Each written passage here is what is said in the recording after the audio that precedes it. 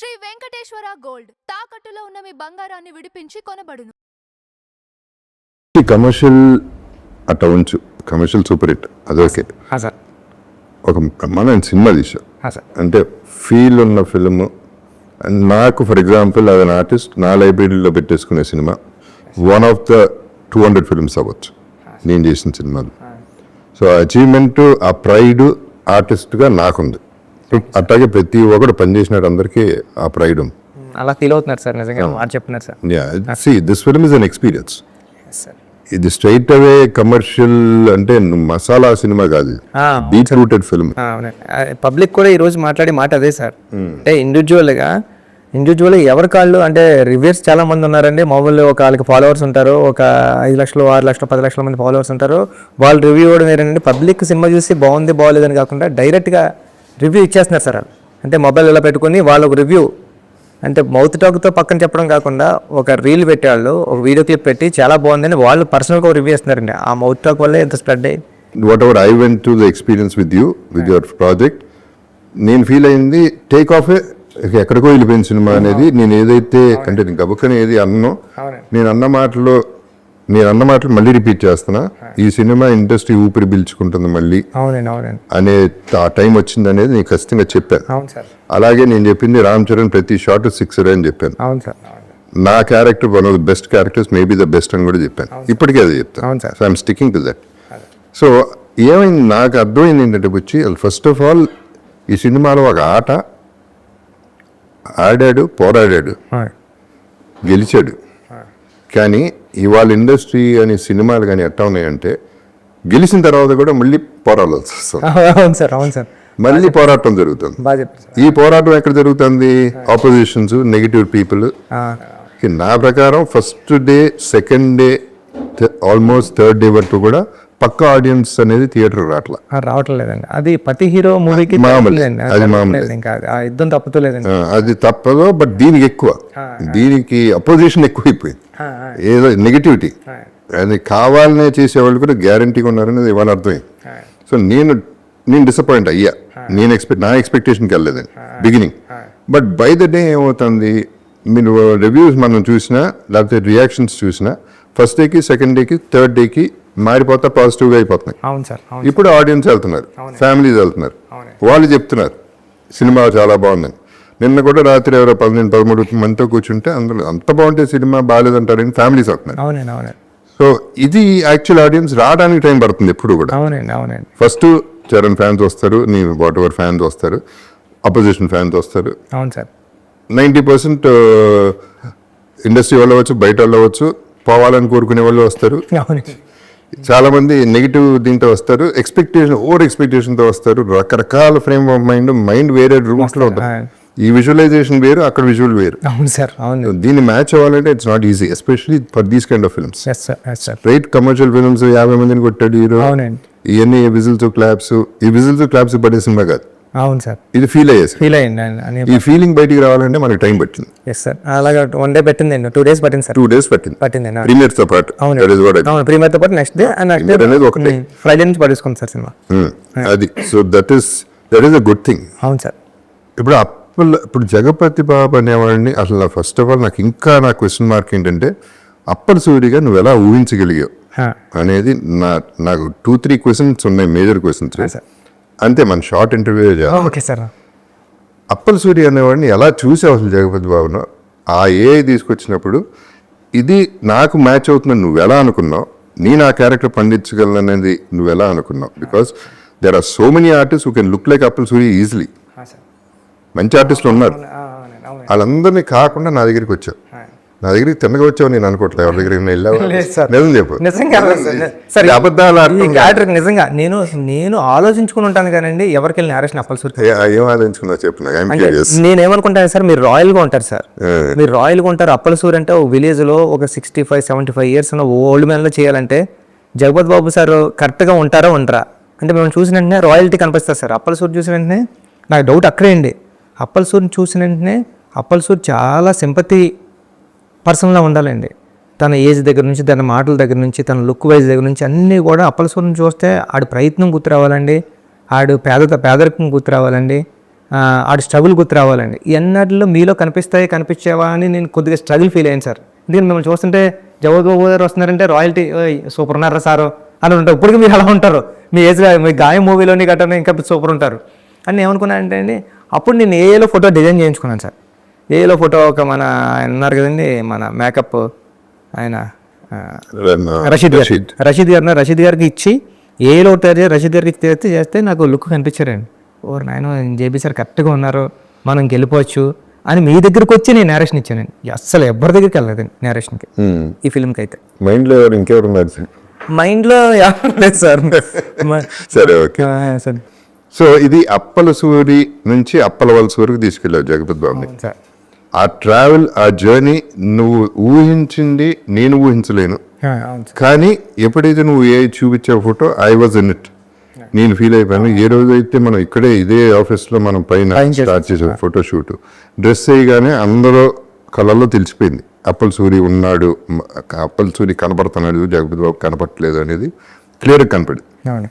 అప్పుడు దాకా నాకు 100% నమ్మకం లేదు. వేసిన తర్వాత 100% ఫస్ట్ కెమెరా క్లిక్కే అర్థమైపోయింది, okay we're done, we're good అని. ఆ తర్వాత ఇంకా ఆలోచించడానికి నీకు లేదు, నాకు లేకుండా పోయింది. So I want thank you for one thing, for thinking of me as Appal Suri, which is an impossible thing. నేను నా క్లోజెస్ట్ ఫ్రెండ్స్ కూడా గుర్తుపట్టలేదు, చాలామంది ఫ్యామిలీలు కూడా గుర్తుపట్టలేదు. గుర్తుపట్టకుండా జగపతి బాబు కనపడకుండా అప్పల సూరి కనపడేలా చేశాడు, నంబర్ 1. నంబర్ 2, లాస్ట్లో మళ్ళీ అప్పల సూరిని మళ్ళీ గుర్తు చేశావే, అది రామ్ చరణ్ లాంటి పెద్ద స్టార్ నోటితో క్లైమాక్స్లో మళ్ళీ తీసుకొచ్చావు. అది డైరెక్టర్స్ విజన్. అక్కడే నేను పండా, అప్పల సూరి పండింది ఆ షాట్ వల్ల.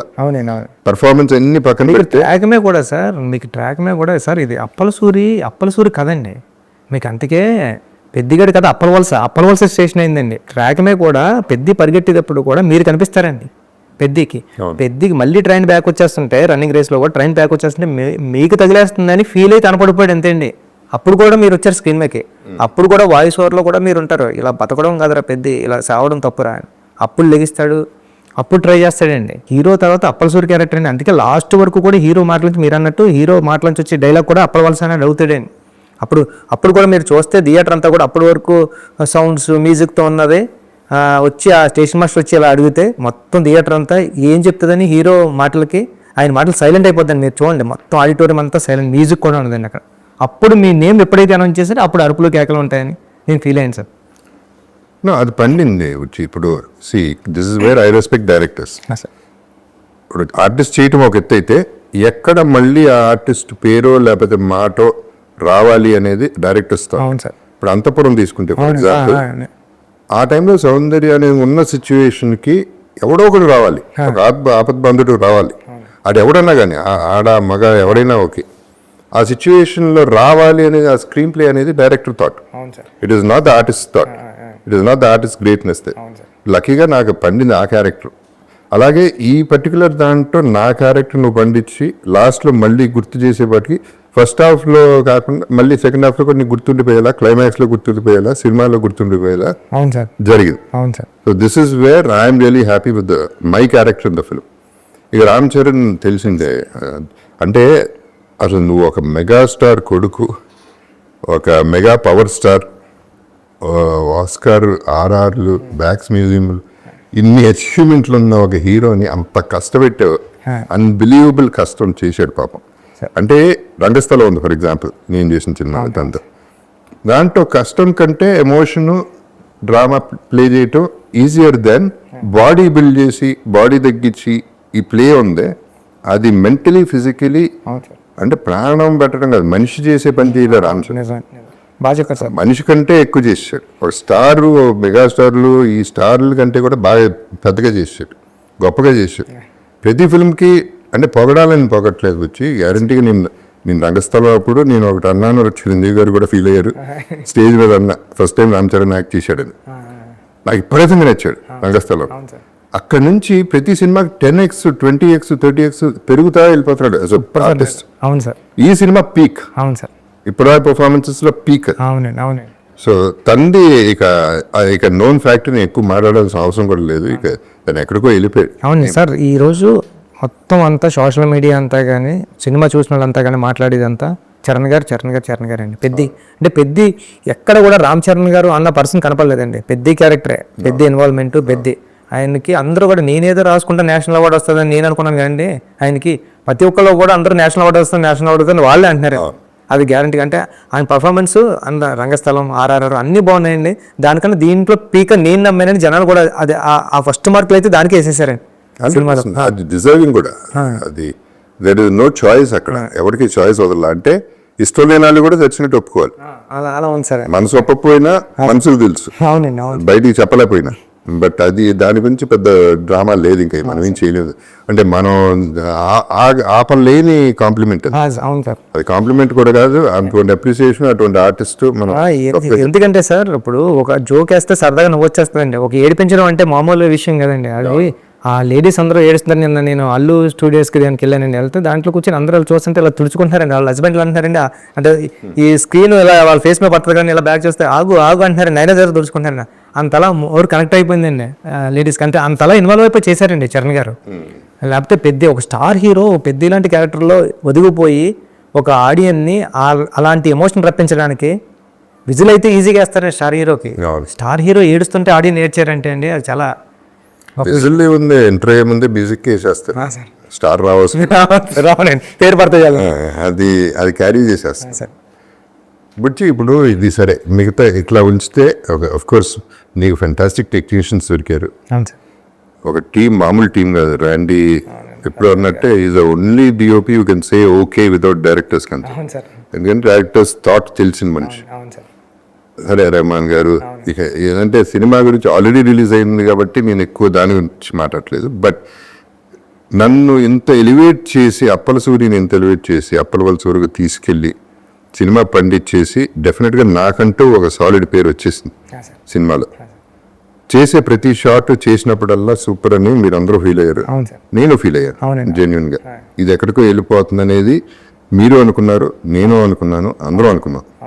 కానీ నా పెయిన్ ఏంటంటే మాట వరుసకి జగపతి బాబు అంటున్నారు తప్ప నా పేరైతే అప్పల సూర్యని ఎక్కువ వాడలేదు. దీనికి ఇంకో ఎవరో పెద్ద డైరెక్టర్ పేరు చెప్పను, ఆయన ఫోన్ చేసి అన్నాడు, ఇదేం కర్మ అండి, ఇదే మలయాళపాడో తమిళనాడో హిందీ వాడో చేసి ఉంటే లేపి ఎక్కడో కూర్చోబెట్టారు ఆ క్యారెక్టర్. మీరు తెలుగుడు అయిపోయారు, మీ బ్యాడ్ లక్ అది, మనాలు లేపుకోరు ఏంటండి అన్నాడు. అవునా కాదా సార్? యాక్చువల్లీ ఏమైందంటే అండి, నాకు స్టేజ్ ఎక్కినప్పుడు నా స్టేజ్ ఫీడ్ సార్ కొన్ని పేర్లు మర్చిపోతాను. నాకు ఏదైనా స్పీచ్ వచ్చిన తర్వాత మాట్లాడేసి టక్మన్కి ఎందుకు వచ్చేద్దాం అనుకుంటా సార్. మీకు ఎప్పుడు కూడా నేను ప్రొడ్యూసర్ల గురించి కూడా మాట్లాడాను సార్. నాకు గుర్తున్నాయి 2-3 నా ఎదురుగుంటా ఎవరైతే ఉన్నారో వాళ్ళని చూసుకుంటాను సార్. నేను వాళ్ళ స్క్రీన్ ముందు కనబడుతున్నారు అనుకోండి సార్, గుర్తు రావాలి సార్. అందుకే సార్ నేను విజయవాడ ఫంక్షన్లో చెప్పాను సార్. అంటే అప్పలు అంటే నేను అంత పెద్ద మాట మాట్లాడేశాను సార్. అంటే అప్పల సూరి ఎమోషన్ సీన్ వచ్చినప్పుడు మీరు ఆడపోతే నా పేరు బుచ్చిబాబు సానా కదండి, అలాంటి మాట నా నోటంటూ కూడా రాదు సార్. నా నోటంటూ అలాంటి మాట రావడం కానీ అలాంటి మాట మాట్లాడే మనిషి మీరు ఎదుర్కొంటున్నారు సార్. ఎదుర్కొంటున్నాను అంటే వచ్చేసిందండి.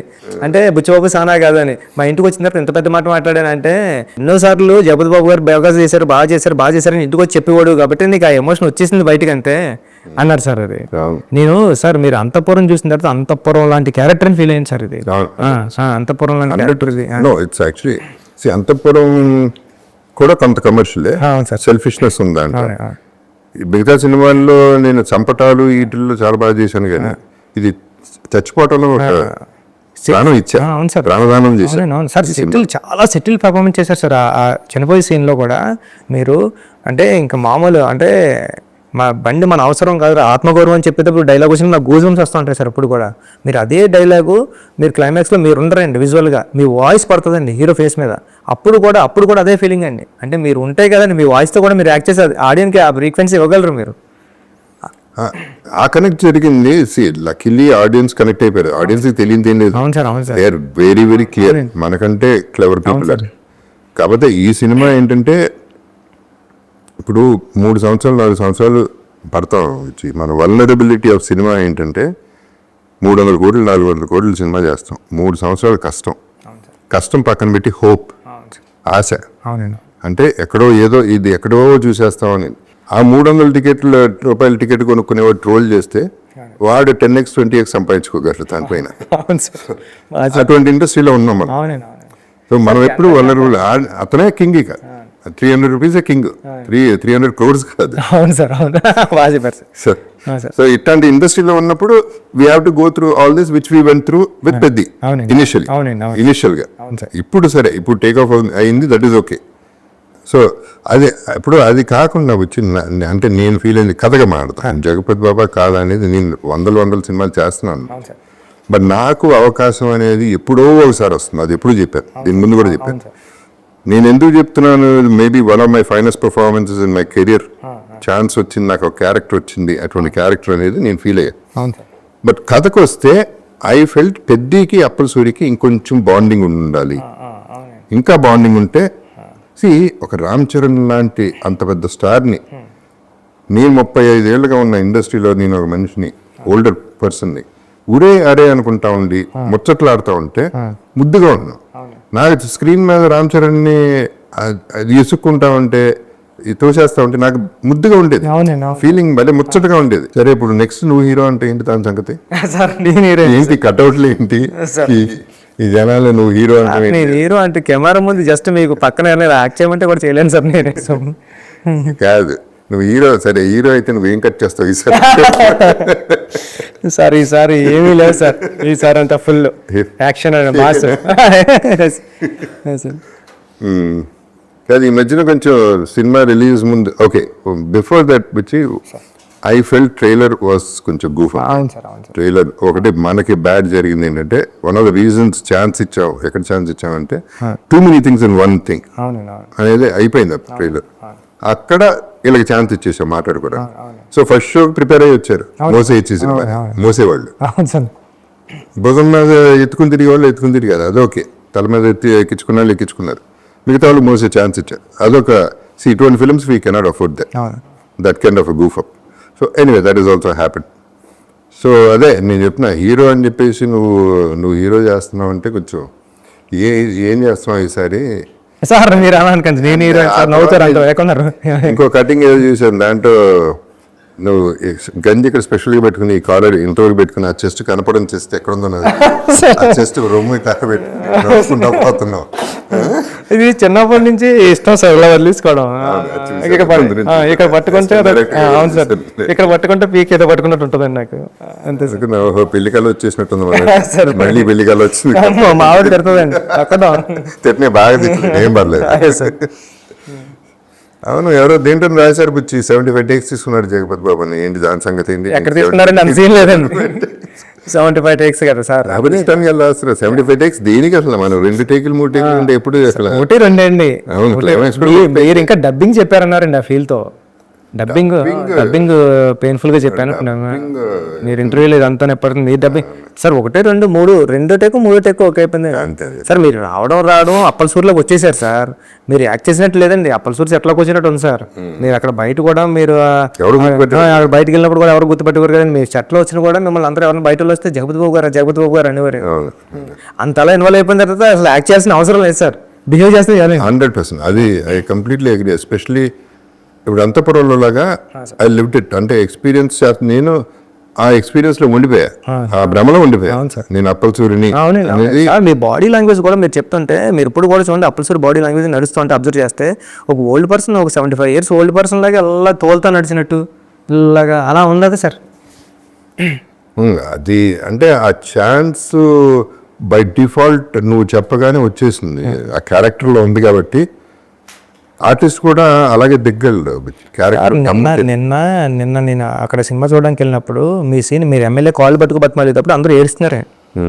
అవును, అది బాగా ఎమ్మెల్యే కాల్ పట్టుకు బతిమాలేటప్పుడు ఆ సీన్ అందరూ ఏడ్చేస్తున్నారే. ఏడుస్తుంటే నేను అస్సలు స్క్రీన్ వైపే చూడలేదండి, వింటున్నానండి వాళ్ళ ఫేస్లో ఎక్స్ప్రెషన్ చూడలేదు. అది బాగా బండింది. అది నా క్యారెక్టర్ ఉన్నంత వరకు చాలా బాగా బండేస్తుంది.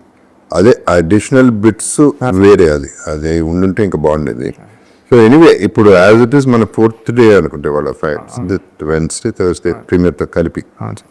అంటే ప్రొడ్యూసర్స్ ఆల్రెడీ హ్యాపీగా ఉన్నారు. సో ఓవరాల్ ఆడియన్స్ నాకు నచ్చింది ఏంటంటే, ఫస్ట్ డే ఆడియన్స్ థియేటర్ బయటకు వచ్చింది చెప్పింది వేరు, రోజుకి వేరే బెటర్మెంట్, పాజిటివ్కి వెళ్ళిపోతాం. That is what I'm happy about the whole film. నా కోసం ఇంతలా మాట్లాడతారు నాకు తెలియదండి. చరణ్ సార్ కోసం బేబసం పీక్లో మాట్లాడుతున్నారండి. బుచ్చి నువ్వు బాగా చేసావని నాకు నా ఇన్స్టా చూస్తాయండి, జస్ట్ అవార్డు చూపించారండి. నా ఇన్స్టా యాప్లో ఉండదండి, అది చూపిస్తే ఇలా వస్తే 1 అవర్ మెసేజ్ చూడడానికి 1 అవర్ అంటే కమింగ్ ఇంకా ఫాస్ట్ 4 days ఉన్నాయి కదా సార్, 1 అవర్ చూడడానికి 5-6 hours పట్టింది సార్. 1 అవర్ మెసేజ్ చూడండి, ఇలా 1 అవర్ బ్యాక్, ఇంకా 2 hours 3 hours వెళ్తే ఎలా ఉంటే అంత అప్లోడ్ వచ్చింది సార్. ఉప్పినాకి ఎంత వచ్చిందో దానికి 10 times వచ్చింది సార్. ఓకే, అంటే రావాల్సిందే. అంటే మంచి కథ చెప్పాడు, అందరూ కథ మాట్లాడారు సార్. చాలా మంచి కథ, ఇలాంటి కథ వస్తే బాగుంటుంది. ఇలా ఎన్నో కథలు చూసాం. అంటే ప్రతిదీ కమర్షియల్ సినిమా అయినా ఒక కమర్షియల్ యాంగిల్లో ఉండి ఇలాంటి మన కథ ఒకటి రూటెడ్ కథ చెప్పడం కానీ, ఒక ఇన్స్పిరేషనల్ స్టోరీ చెప్పడం కానీ, ఒక స్టార్ హీరో చేయడం, ఒక డైరెక్టర్ చేయడం, దీని గురించి ఎక్కువ మాట్లాడారు సార్. ప్రతి ఒక్కడో రివ్యూర్ అయిపోయి ప్రతి ఒక్కడో వీడియో చేసి పెట్టాడు సార్. అంటే ఇన్ని వీడియోస్ నేను తెలిసి నేను రీసెంట్గా ఏ సినిమాకి చూడలేదండి, అందరూ కూడా అంటున్నారు ఇన్ని వీడియోస్, ఒక సినిమా బాగుంది. లేదు బిచ్చి, ఇప్పుడు అంటే నీకు క్రెడిట్ అది రావచ్చు, ఎందుకంటే అది you can own it. Because for example నువ్వు సినిమా ఒక ఏప్రిల్ రిలీజ్ అవ్వాలి, అవును సార్, పోస్ట్పోన్ అయింది, అవును. అది నీ వల్లే అయింది. సార్ కానీ అక్కడ బ్యూటీ ఏంటంటే నువ్వు ఏం చెప్పావు ఆ రోజు, నా రెమ్యునరేషన్లో తీసేసుకోండి, మీకు పోతాయి, దీనివల్ల మీకు నష్టం జరగచ్చు, జరిగితే నా రెమ్యునరేషన్ కట్ చేసేయండి, కానీ నేను సినిమా అప్పుడే రిలీజ్ చేస్తాను. అది నేను నమ్మకం, నీ మీద నీకున్న కాన్ఫిడెన్స్, సినిమా మీద ఉన్న కాన్ఫిడెన్స్, అది అక్కడ కనబడుతుంది. ఎందుకంటే leaving remuneration is not a joke. సినిమాని అంత నమ్మేవు కాబట్టి అంతవరకు వచ్చింది, అందుకనే ఆ పేరు వస్తుంది నీకు. So let us celebrate your name and let us celebrate the film. So we are good. Let's be happy. Okay? Sir, thank you, sir. Okay. Sorry, Bachchi. Thank you, sir. Thanks. Love you, sir.